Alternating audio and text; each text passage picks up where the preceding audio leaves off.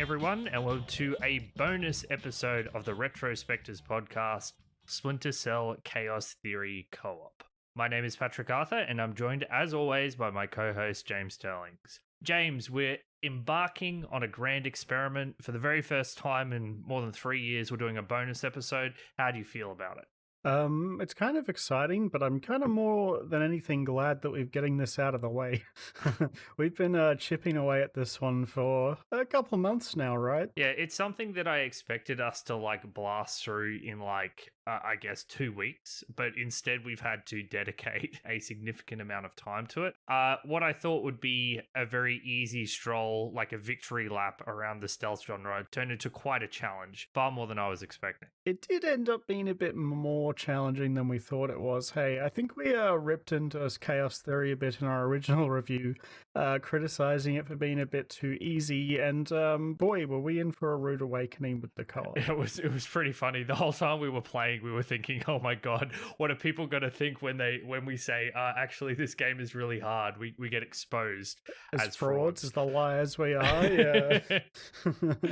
Yeah, so for those who are unaware, Splinter Cell and the Splinter Cell games actually have quite a history of having more interesting multiplayer modes than typical video games. On the multiplayer side, they have the Mercs vs. Spies mode, which people love to bits, where you had this kind of asymmetric multiplayer thing going on, where some people played as Splinter Cell agents while the others played as tough thugs. But I think even more famously is Splinter Cell's co-op missions. And the thing about Chaos Theory's co-op missions is it's not like Halo, where you play the single-player campaign with a friend. It is an entirely new set of missions specially designed for co-op, and in fact, only able to be completed in co-op by virtue of their design. So this was something that I've kind of always been interested in. I remember reading reviews of the Chaos Theory co-op when it first came out in 05 or 04, whatever it was. And this seemed like a fantastic opportunity to dive in. James and I are both fans of the Splinter Cell games, so it seemed like a worthwhile thing to explore. And we didn't want to have it as a separate episode just because, we thought we'd be over it in 3 to 4 hours. It's not quite how it worked out, but here we are for the bonus episode. I think the first thing to understand about Splinter Cell's Chaos Theory co-op is how to actually play it in the year 2022. Because originally, you used to be able to play it online as well as LAN, and unfortunately the online servers are now down, not a surprise 17 years later, but there's still a workaround to trick the game into thinking you're on a LAN server. So back in the day, we used to use services like Hamachi to get this working for our Warcraft 3 games and stuff. But the one we use this time around is a service called Zero Tier 1. And it functions much the same way as Hamachi. It tricks computers connected over the internet into thinking that they're on a LAN network. So all you need to do, we'll put an extensive link to the show notes. We found some stuff on Reddit. Someone helpfully made a guide that explained how to get it up and running, but it's pretty simple. You just download this program, you fiddle with some network settings underneath Zero Tier 1, and you're good to go to play your virtual LAN game. So we thought a little bit about the structure of this episode. Normally we break things down in graphics and music and all the different bits and pieces. But since we've already spent a very long time talking about Splinter Cell Chaos Theory, we thought we would just talk about our experiences as we moved through the campaign. There's a training mission and six missions afterwards. So we thought we'd just talk about how it was like to play it and just let stuff come up organically. It's a bonus episode, so we get to play a bit loose and fast with the rules for this one. Oh, and I guess finally I should say you should definitely listen to our Splinter Cell Chaos Theory episode first. When we do sequel episodes, we highly recommend it, but it's not strictly necessary. I think that listening to our Chaos Theory ep is almost required listening for this because there's just so many of the fundamentals that we're not going to explain about the game because we want to be talking about the co-op experience of what it was like playing it. So the Splinter Cell Chaos Theory co-op starts with the training mission, and I think this is, where the first major mechanic is introduced, the special moves. So when I said that you are required to play these games in co-op in order to proceed through the missions, this is mainly what I mean by it. There's a series of moves that are very, very easily executed by you both pressing a key. In this case, I think it's F.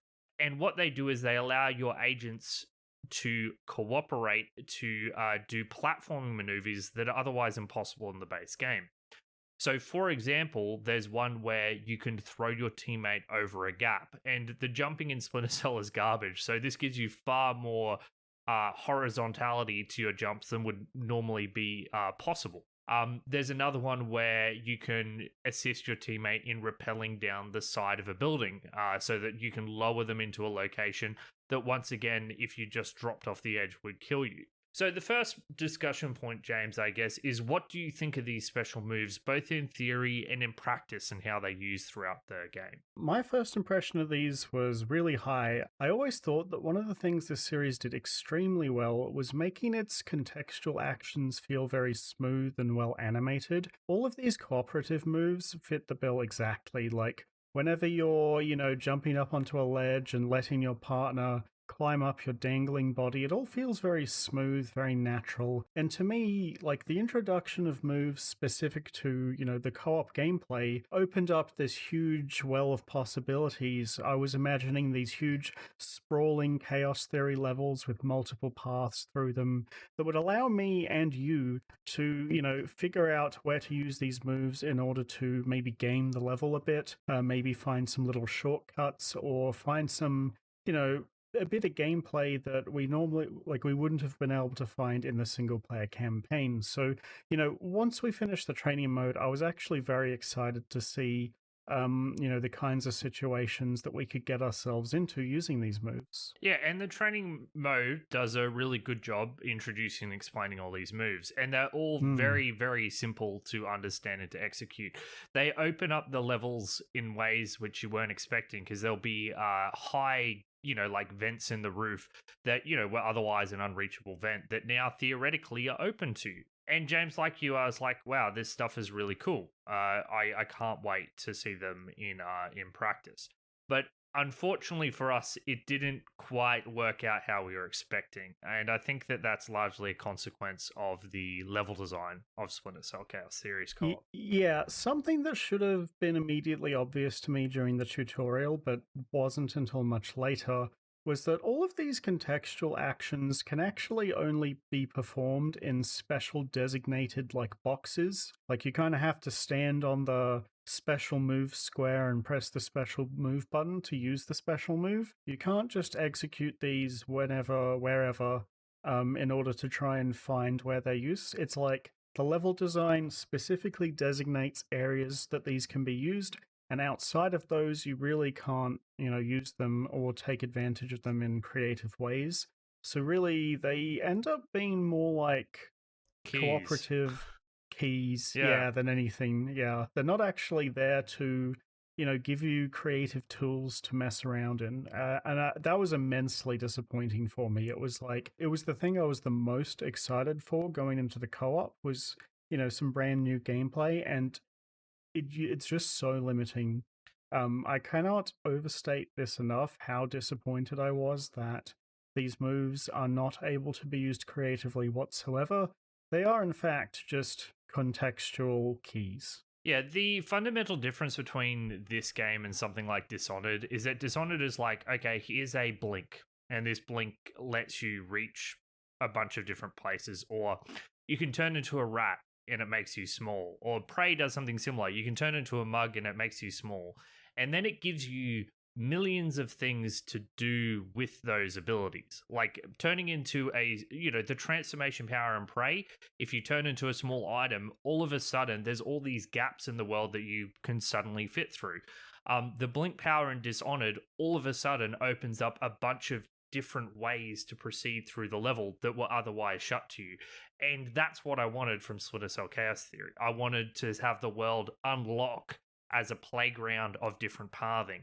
But yes, it's just like in a Metroidvania when you obtain an ability and the ability is useless in terms of how you use it through the world. It's just there to, you require two players to get to the next area. It's not strictly that. There are moments where it does give you some additional options, but it's far more limited than you might expect. I fail to think of a situation where you had the option of doing multiple of these and you had to figure out which one to use. No. to me it was always, okay, there's a vent up there. I guess I'll boost you up, and there's no decision making here. And half the time it Um, took you to like a different corner of the room. Like not even the other side of the room. You just emerged out of different sections and you could see each other immediately.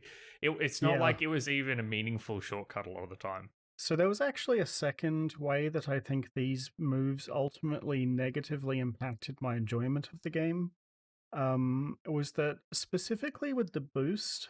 Oftentimes, what the game would do with its level design is that it would present to you a locked door and then maybe a hole in the roof. So, what would happen is I would boost Patrick through the hole, and then Patrick would go off and have an adventure, killing some guards and finding, his way to the other side of the door. At which point he would unlock the door. And, during that 2 to 3 minute period of time, I would be sitting on the other side of the door just waiting, doing literally nothing, sitting on my phone, waiting for Patrick to finish having fun, and then open the door. And this happened maybe 2 to 3 times a level on average, I'm going to say. There are a lot of cases where one person boosts someone else over something and then they go and have an adventure and the other person just sits there bored out of their mind. There was a really funny time with this though where there was a bit where one of you took an injection to go into like this radioactive zone, and James had taken it the first couple of times and gone in there. He knew what to do. But then when he was getting it the third time, I kept dropping down on him to do damage to him, and he got shitty with me and made me do it. So that was kind of a funny unintended consequence because James knew exactly what to do where all the guards were, and James is like, "Fuck off, you can do this," and he walked away from his computer. And I'm like, "Well, I guess I got to do this." And I think we'll be returning to this point, but I think it is important to note that when you're talking about cooperative video games, shitty design doesn't necessarily mean a shitty experience. And like I said, this is a big point. I'll get into it later, but that was one amusing part that we arrived at from that scenario where one player is doing stuff while the other twiddles their thumbs. Yeah, so that happened a lot. So then we moved on to the first level. And something that we noticed very quickly was that we couldn't save scum our way through the levels with quick save like we probably did a bit during the single player. Yeah, no checkpoints either. It was just like if you die, you have to start from the start, which we both found very, I guess, shocking that the game would have this insane level of difficulty from the very beginning. Yeah, and spoilers, we did not make it to the end of the first level. I think we finished every other level in the game but that first one, but it was a bit of a wild ride, hey? Yeah, we got to the very end and then things went sideways. So the first level is called Bank, and it is a bank. It more resembles an office building than anything else. And I think that this was a very weak introduction to what this game was about, and it kind of made me worried about the rest of the experience. So the thing that stood out about this first mission is how claustrophobic the level design was when there were two players inside it. They hadn't massively widened the rooms or areas, if at all, compared to the main campaign. And so a lot of the time, there's two of you kind of crouched up on the same door, and it's unclear what it is you're meant to be doing as a cooperative team. Because the difficulty level of this first mission, apart from, the mandatory bits where you need to boost a player or whatever, I would say is exactly the same as a single player mission. Yeah, right down to the number of guards as well. I thought that, had we doubled the number of players, we would also double the number of patrolling guards. Not the case. And what ended up happening in practice was that we had one guard, patrolling down the same narrow corridor as they would have in the single player, which led to a lot of, okay, I'll take out the guard now. And we just, went back and forth taking turns to take out the one guard because the play areas just weren't big enough to accommodate two players. In some ways, it's more difficult with two players, right? Yeah, because, the optimal place to stand in a stealth game is usually quite a narrow space, and because you can't both occupy the same space at the same time, The second player is often forced to hide in like suboptimal cover Hmm. because of the narrow play space. So it was just easier to let one person sit outside and have me or Patrick go and take out the one patrolling dude, which was kind of not what I want out of a cooperative experience at all. Like, to me, the best cooperative games have both players split up, do their own thing that sometimes, helps each other briefly. Like in Portal 2's co-op campaign, one player will need to stand on a button for a couple of seconds for the other player, and then immediately, you'll both start moving forward again. Uh, there was a lot of dead space in this, and much of this first level was not designed for two people. I found this less fun than if we were just playing the main game and passing the controller back and forth every time one of us died. Yeah, a better equivalent example, I guess, for chaos theory is say you had to boost your teammate off up to a ledge. That ledge would allow the teammate to get in position to use their pistol hacker thing to disable a light that the other player couldn't see. That would allow the player to move into the next patch of shadows. And from that patch of shadows, that person might be able to take out a patrolling guard that you otherwise wouldn't have been able to get rid of. Now, that's a kind of very tightly designed thing with not a lot of flexibility or freedom, but I feel like something like that would lean more heavily into the kind of level design that Chaos Theory is giving us, which is not big and open and expansive, it's tight and confined. And tight and confined design can work, but you need to fill it with threats and opportunities that allow both players to, I guess, play a role. Level 1 may as well have been a single player mission, and that just meant that it had all of the problems of regular Splinter Cell Chaos Theory. That is, that the levels aren't densely populated enough, but it was even worse because the second player is just, hanging around picking their nose instead of contributing to actually succeeding in the mission. Yeah, and this is kind of where I was also surprised about the co-op's level design because it was a lot more linear than the single player was. Like, one of the big takeaways from us, coming from the first Splinter Cell into Chaos Theory, is that Chaos Theory was notably a lot more open than its predecessors. So I was quite surprised that the co-op was then extremely linear. And it was funny because during the episode, I lamented on the move to the more open level design because I liked the tight linear level design of the first game. And I actually didn't like it here in the co op. I think I would have liked this game a whole lot more if it was swapped with the single player being linear and the multiplayer being more open because I think that they play to the strengths of, those experiences. Yeah, the real problem with this mission was, though, in addition to being linear, it was Yeah. also confusing because I remember playing it. We were literally sprinting around this place trying to figure out where to get to. Because there was an elevator that unlocked shortcuts to move you between levels, but we weren't really sure what the advantage of doing so was because there was one specific room that the game didn't let us go earlier on that suddenly it would let us get into later. It was just a real mess. We were not having a good time, but at least it had a funny ending, right, James? So we're up above this big entryway. We're skirting around the edges, and we can see a bunch of guards patrolling on the lower level. And then I think we get across and into an elevator. And then the elevator descends down, and we complain a bit about the level and how easy it is and how boring it is. And then the elevator opens up. 3 or 4 guards immediately spot us and then gun us down, instantly dead. We last about half a second. It's just like bang, bang, bang, bang, bang, die.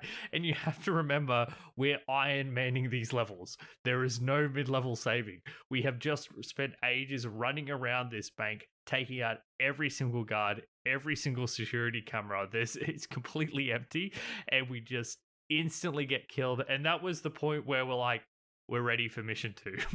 we threw our hats in. So technically, we didn't finish all of the missions. We got most of the way with this one, and then we're like, we need something different. We need to move on to something because otherwise we're just going to be salty forever. It was funny though in hindsight. It was funny at the time as well. To be fair, I remember we both laughed, but yeah, that was the end of it. So then we moved on to mission 2. And I have to say, I did enjoy this one a lot more and we did give it more of a try than we did the first. I think we made in total about 4 attempts at the level, although there were many restarts at the beginning, because Patrick really wanted to take out the first guard, and we kept Well, dying. it was. I think this mission was more challenging. So it was closer to the level of challenge I was expecting. That very first area has like 3 guards in a fairly small room. And the reason it took us so long is that I really wanted to lure the guard out with a bottle for James to attack him, but it kept screwing up in different ways, and James kept getting shot, and then the mission ended. But at least it was at the start, so we weren't losing much progress as I was stuffing around throwing this bottle against the walls. I was getting real salt. I was like, can we just please Probably. just move on? Like, all we have to do is sit in this shadow, wait 20 seconds, and then like right click on this But I guy wanted and to do he'll the get bottle strat. It was a really good strategy. miserable.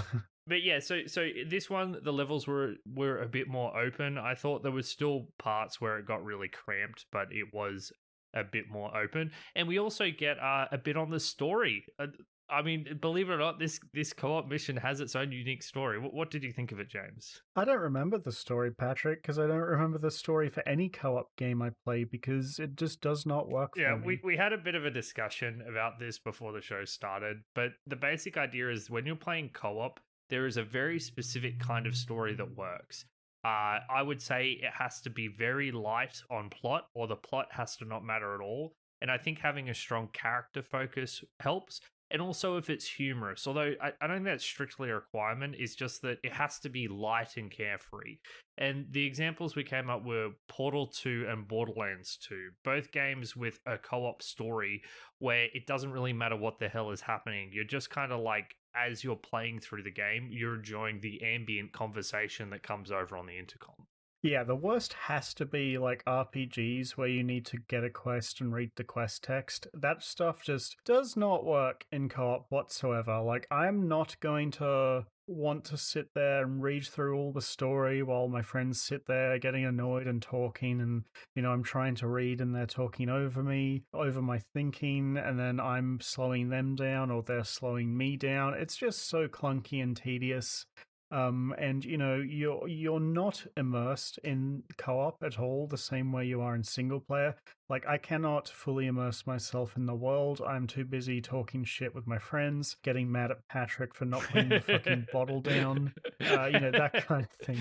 And there was a cool moment here where it kind of connected with the main story, because in the main story, Sam Fisher interrogates some people for your Splinter Cell, and you got to see the other side of it. But outside of that, yes, you That do not moment play was this good. game for That the was like the story. best part of the story in both the single player and the multiplayer. It was great because I wasn't Yeah, expecting that tie-in. And when it happened, I was like, "Oh, that's sweet."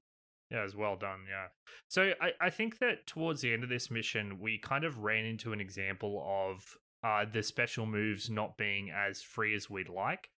There's a bit where you can see your target through an open window, and you can get up on a ledge opposite the window. And James and I are like, oh, so we'll do the throw maneuver and we'll throw you into the window. But when we tried to do it, the game's like, no, this is not what you're meant to do. You're meant to climb this chain link fence on the side and go around, even though it would have been a perfectly reasonable thing to do in that space with that move.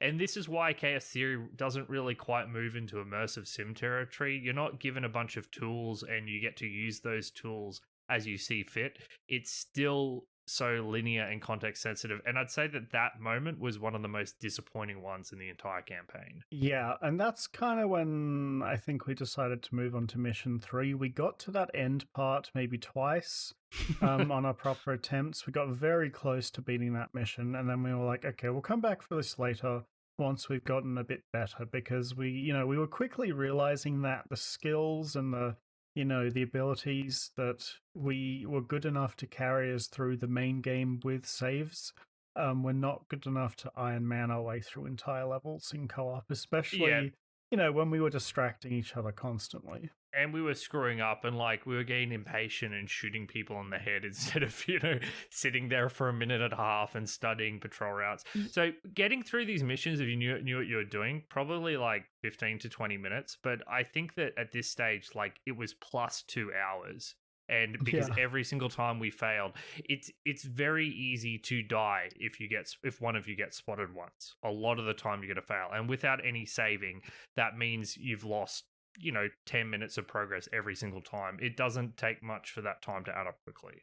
Yeah, and I gotta say, I do not have the same patience for stealth in multiplayer as I do when I'm playing by myself. Like Hmm. the whole like studying patrol pattern things, I just cannot be fucked to do that, and I just want to run and gun basically. So I'm constantly fighting that urge to run out and start shooting. Then the other half of the time, I'm waiting for Patrick to do his thing while I'm sitting in a corner quietly. It's very it wasn't working for me at this point.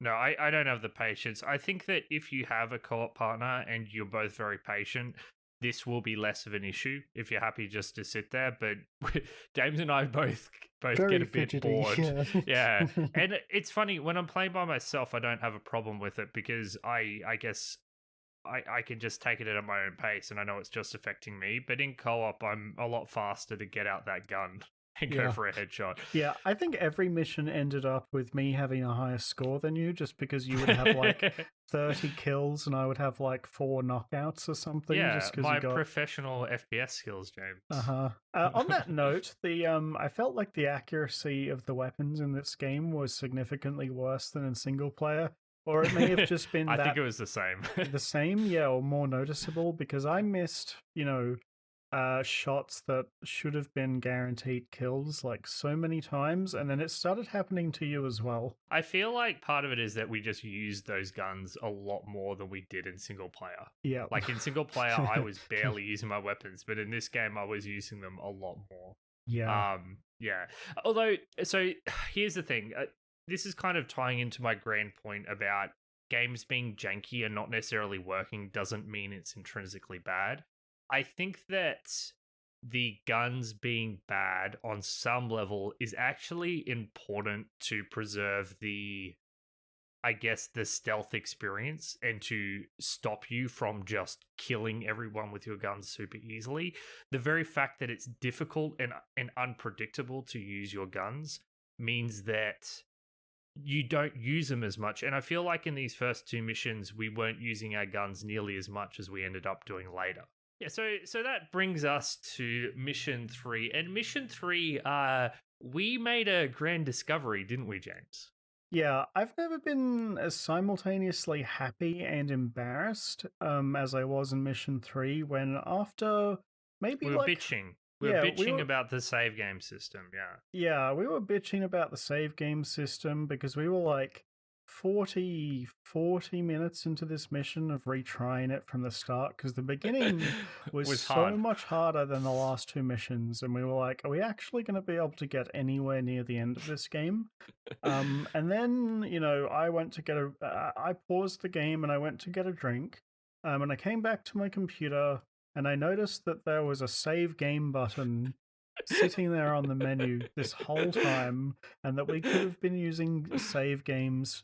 We could have been saving our game like this entire time after we'd sunk like 6 hours maybe into this co-op experience. To make this completely clear, I did not have access to the save game function. This is What? peer-to-peer networking, so This is James was the entirely host. Patrick's fault. James was the host, and every time we've talked about this, James keeps saying we. Oh, we forgot about the saving. No, James didn't realize we were saving. So the entire time we were spending 2 to 4 hours on those first two missions, Iron Manning from the beginning, was because James couldn't see the fucking save menu option from the start, and it immediately changed the experience.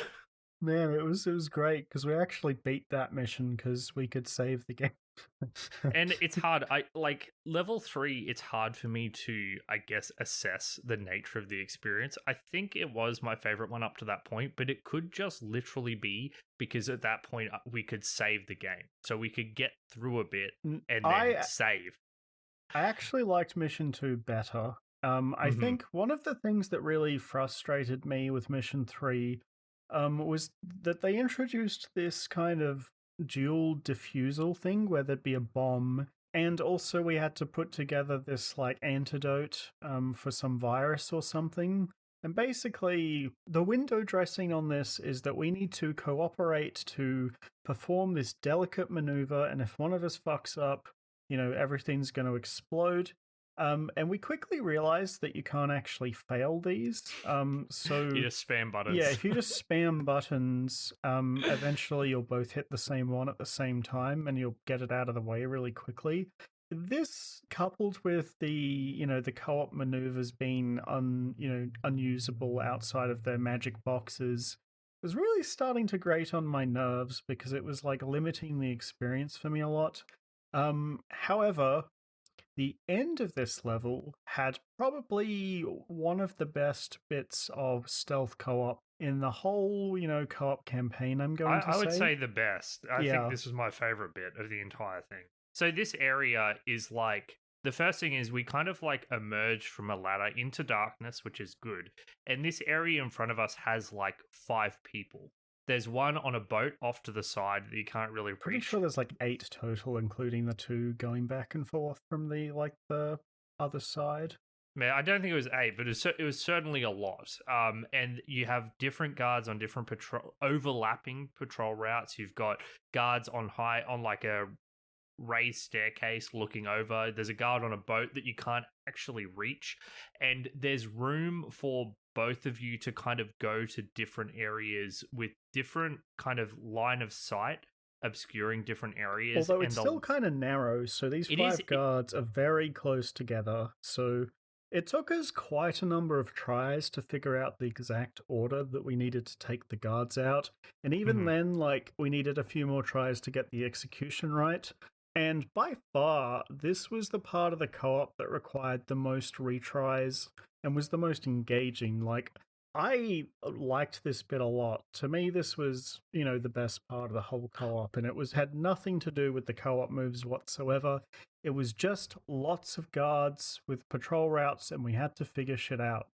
Yeah, they actually did what they should have done from the beginning. They put Yeah, a number of guards in there to reflect the fact that there were 2 of us and able to work together.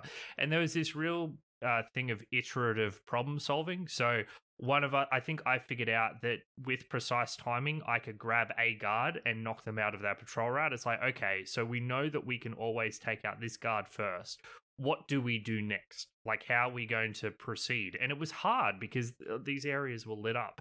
And yeah, it was just excellent. And I wish the game had more of this. I wish it had more of this from the beginning. Because there if was you, probably only 2 or 3 more times in the whole thing that had something of this nature, and it was still none of them kind of came close to this one. I don't think. yeah, it was just really good. And like you said, James, no co-op moves, but it didn't matter because the fundamentals here were strong enough. When I said before that, it's fine that the shooting isn't very good, something that becomes a lot more notable in co-op is how janky the AI is. Hmm. Um, Call of Duty Modern Warfare 2, Ubisoft Ghost Recon Wildlands, they've got this thing where if you can kind of almost simultaneously take out 2 guards if you shoot at the same time.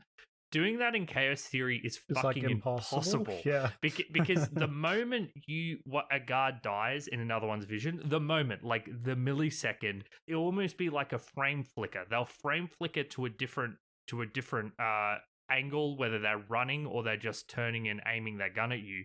And if you're out in the open, you can die instantly. So if 2 of you are sitting there, both lining up a headshot on these 2 guys, and you try and shoot them simultaneously, you maybe have a 25% chance of success. Yeah, it was really low. And, there's something to be said for unexpected results, right? They can lead to interesting gameplay situations. It's Mhm. kind of weird that in the co op experience, I think that this kind of thing is notably worse. Like, if you have Call of Duty, and there are, brief stealth sections where this can happen, and then, finally when someone screws up, it breaks out into a regular firefight. The game is kind of set up in a way that you can continue playing the game from this point. Chaos Theory does not feel that way. It feels like you just have to reload the save and try again until you get both Or guards. sometimes you can kind of jank your way through it. Like I remember we were struggling with a bit, and the two guards were walking towards me, and I just managed to shoot them both with pistol headshots, and it didn't alert them for some reason. It's like, well, I guess we got through this bit. Yeah. So there's a small chance of you just kind of face planting your way through it. For the co-op specifically, I also think there's a huge problem in this game where if Patrick gets seen by guards, they will also know where I am, even Yeah, if I'm exactly. if I'm in a vent, like they will Yeah. know where I am, like despite, only seeing you.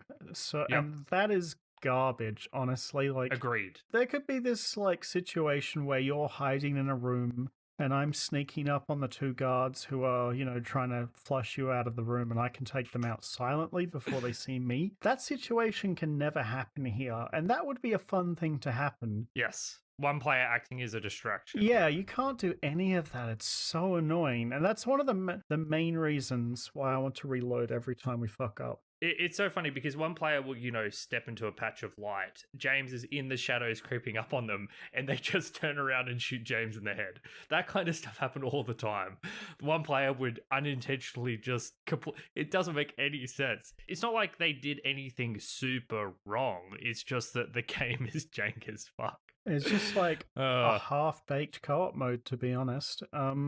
So yeah, that was my experience at that point. And as we were doing this, I mean, thank God we discovered saving, Yeah, because we would not have got through this level if only with how Patrick challenging had that seen last that section save was. earlier, we could have beaten the fuck first... off, James.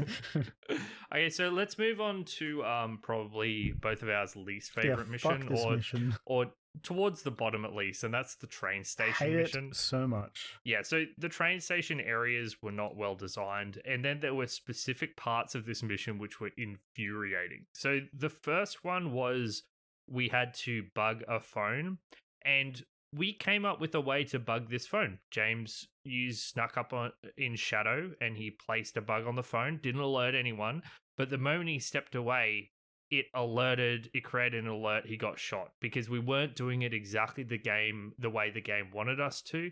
And the way the game wanted us to was so tedious and time consuming. We had to go in these, the area is massive, and you have to get behind two guards and take them out. And if you don't do that and then do a specific thing where you lower the other player to the phone, it just doesn't work. The mission has a very scripted way it wants you to complete these missions. If you come up with a reasonable alternative, the game shakes its head at you and says, no, no, no. Very not in the spirit of the main game, which was a much more open affair. It was really annoying. But I think that ultimately the bit that drove me close to breaking point was the bit directly after this, where you had to follow the guy who answered the phone call for maybe, like a minute. This took us... It's got to be like half an hour of retries to figure out. We thought it was bugs. Yeah, honestly. It was so bad. So the idea is the guy's walking to an antidote to inject himself with, and there's guards in his wake that he's leaving behind. So what you have to do is you have to theoretically get to this. You take out all these guards behind him, and then take him out before he can take the antidote, because you need it. Firstly, that wasn't clear as to what we were meaning to do. We thought at first it was just, stealth. What's it called where you're following someone, James? What trailing? Kind of mission? I don't know. Yeah, trailing. Yeah, we thought it was just a trailing mission, but it was a timed trailing mission where we had to get through these areas. And oh my God, this is insanely hard. If we had to successfully ghost past all these guys, I don't even know how it's possible.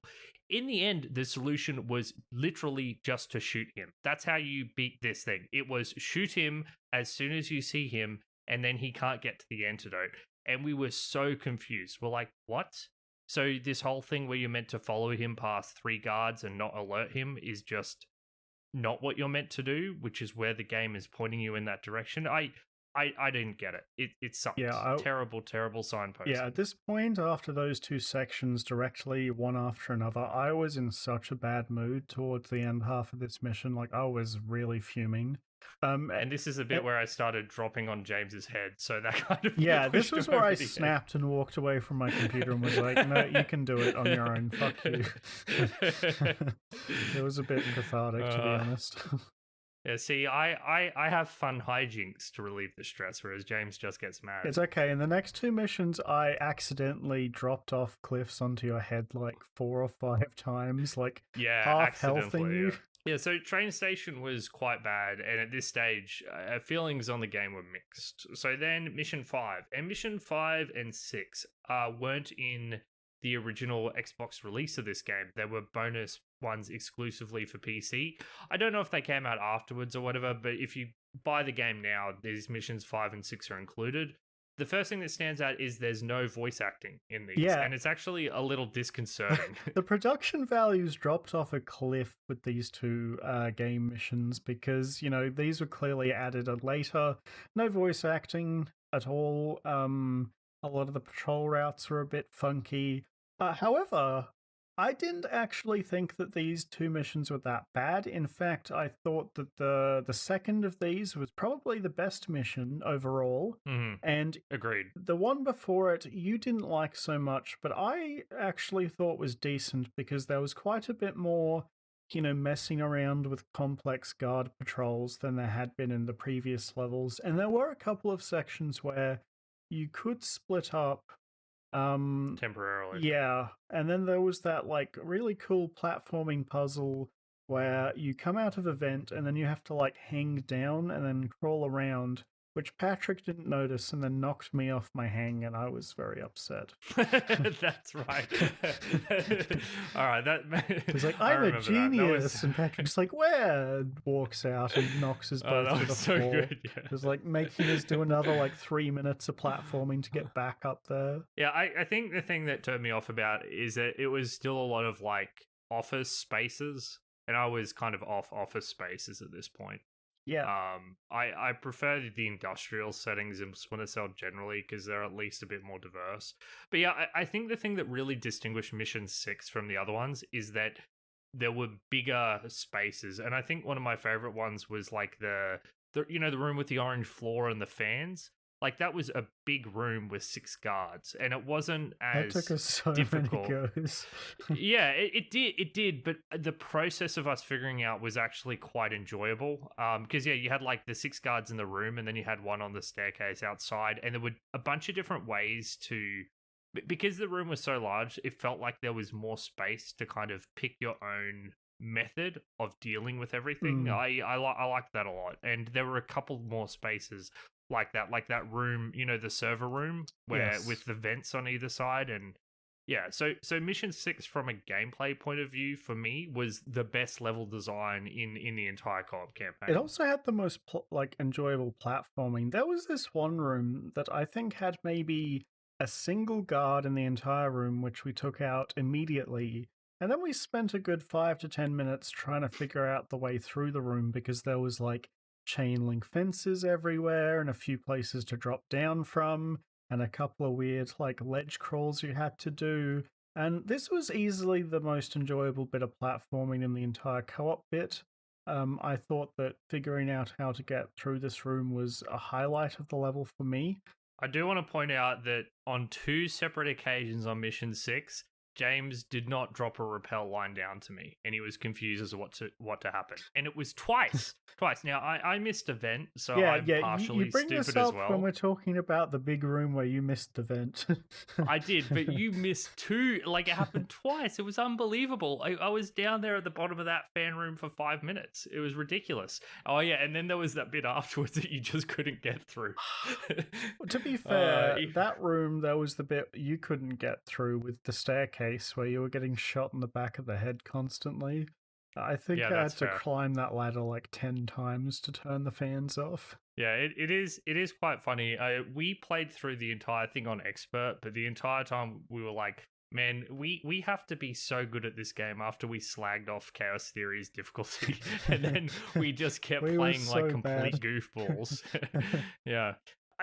Did you have any other notes, James? I think we're kind of coming to where we want to be. I mean, I know we've been talking kind of stream of consciousness, but I think people have a pretty decent idea of what this game's about now. Yeah, I thought on the whole it was a very mixed experience. Like, there were definitely really good parts, but there was a lot of really boring bad stuff in here. Like, I thought that some of the co op level design was like very restrictive, no room for creativity, narrow corridors only suitable for one player, that kind of thing. And then there were the like brief flashes of brilliance, kind of like interspersed between these like long stretches of like mediocrity that, were fun with friends, but otherwise like not enjoyable at all. Yeah, so I've written an article. It's one I'm pretty proud of it. It's called Halo 2 The Jank Equilibrium. And the premise of that article is that basically jank can actually elevate specifically co-op experiences in a way that stands in the face of their game design on the face of it. And I think that there's a bit of that happening with Splinter Cell Chaos Theory here as well. I think if you just evaluate this purely on how good a game it is for the co-op experience, it's not very good. Like, there's a lot of problems here. However, I have to say, playing through it with James, I actually had a lot of fun. Like, I did, and I think that a large part of that is to do with the fact that it is so janky and uncoordinated, and you die out of left field, and you drop on top of one another, and you keep trying to do these moves where it won't let you, and I can throw bottles around the place. It's not quite full on shenanigans like a proper immersive sim, but I think that the level of jank here is about the right level to elevate this above its baseline mechanics. Yeah, and I would say this elevates it from a bad experience to an okay one. Like, let's hmm be honest, everything is fun with friends. Like, we could be doing anything and it would be fun. We could be playing a game that's purely grinding and Patrick would have fun. Hell, we could be No, playing the game that's just we throw rocks at each other and it would be fun, right? see, I've held that opinion for a long time, James. Fun with friends, therefore you can dismiss it out of hand. But I think there is something deeper here because I think that if we were playing an ARPG together or an MMO together, I wouldn't have had this level of fun. Right. I definitely wouldn't have. I think that this game did produce an experience which is above and beyond. I wouldn't say it's as good as Portal 2, or another good example is Divinity Original Sin 2. Like, that's a game that has good co-op mechanics because the complexity of the game is such that all the conversations you have are enjoyable, trying to figure out strategy. It's not good in that sense. I think it's good in the sense that the shenanigans and the jankiness kind of bring it above. The stuffing about ends up being more fun than just playing a video game. I would say this is more fun than Borderlands 2 as a co-op experience. I disagree with that. Okay. I think you're a lot higher on the experience, mostly because it was like me getting mad and you like, oh, I was really hating it at points. Like, I really was happy once we'd finally got to the end, to be honest. That is fair. I am eager to do Halo 2 with you one day. Oh man, we'll see. you've already We'll done see it if though. you You get mad know again. how to get past each bit. It'll just be me being bad at FPS. That doesn't sound too unenjoyable. Uh huh. It wasn't all bad. I would if you do want to play Splinter Cell co-op, I would say just do the tutorial, skip the first level, skip the train station, and save your game, and you'll probably have a decent time. Yes. Maybe don't bother playing on expert, or although maybe that was part of the charm. I think it is, yeah. But yeah, saving your game is an important part of the experience. I think. Yeah, Definitely be aware of that you can save your game. It's this super secret hidden menu option where we eventually did discover it yeah. If only Patrick had seen that sooner. magically. Anyway, I think that just about does it. So yeah, we're mixed feelings on the Chaos Theory co-op. I think it's worth your time because of its jankiness, not in spite of it. James is a bit lower, but it sounds like it's tolerable at the very least, even if it's not very good. We'd love to know what you guys thought of this episode. Obviously, our first bonus episode, our first co-op episode, it's a bit different structurally, but we had a lot of fun doing it, and we'd love to do it again. I guess what we would ask you is, like, if you've got a special request for a bonus episode, we'd love to hear it. Particularly, I think co-op games make good bonus episodes, and we'll have to find the time to do it. But if there's something that comes to mind, please do jump on and suggest us to it, because we don't always have an inordinate amount of time, but if we do, we like to spend it playing video games. So it might just turn into a bonus episode anyway. Luna 2, baby. Luna 2 and all JRPGs are banned from bonus episodes, and if I had my way, they'd be banned from the mainline Retrospectives podcast, so please don't suggest any of those either. But yeah, thank you everyone so much. And I guess we'll see you in an undefined amount of time for an undefined next episode. We'll see you then, guys. See you then.